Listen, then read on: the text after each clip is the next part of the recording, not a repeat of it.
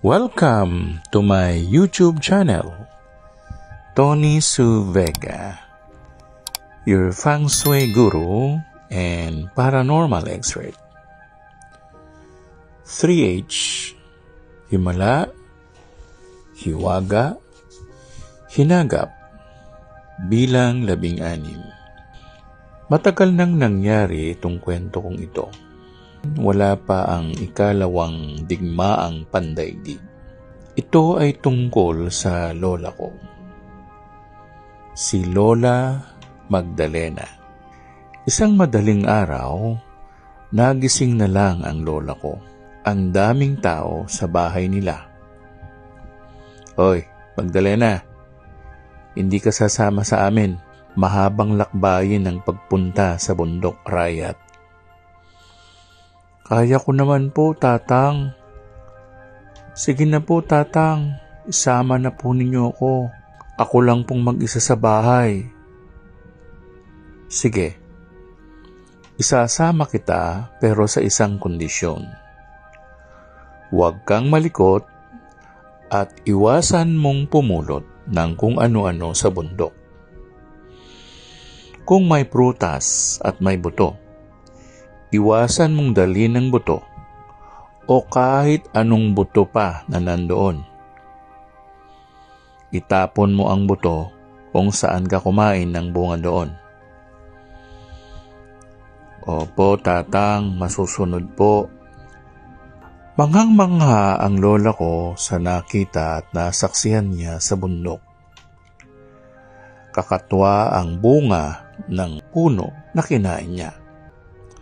Napakatamis na parang pukyutan, ni hindi niya naitanong sa tatang niya kung anong pangalan ng nasabing prutas.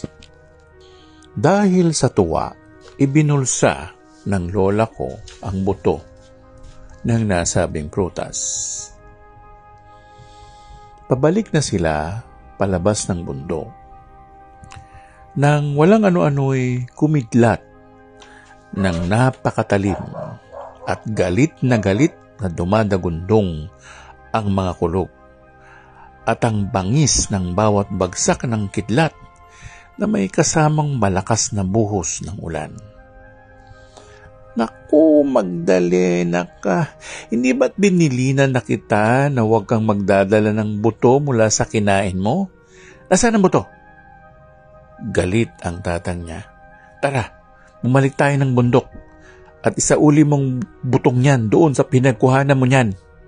Naibalik naman ni Lola Magdalena ang buto. At hiwaga ng mga hiwaga, kusang tumigil ang ulan. Pati ang pagkulog at pagkidlat ay parang nagdahilan lang. Malwalhati naman nakauwi sina Lola Magdalena at ang tatang niya, si Lolo Emilio, at ang mga kasamahan nilang nagsasakada. Siya nga po pala, ang bundok po ng Arayat ay mahiwaga. Kung pupunta po kayo doon, ay magbaong kayo ng pang-alay. Halimbawa, minatamis o pandesal na nilagyan ng mantikilya o ng butter, para naman masiyahan ang mga nakatira sa bundok ng Arayat. At malay mo, biyayaan kayo ng mahiwagang anting-anting o ng bato, kagaya ng kwento ng lola ko.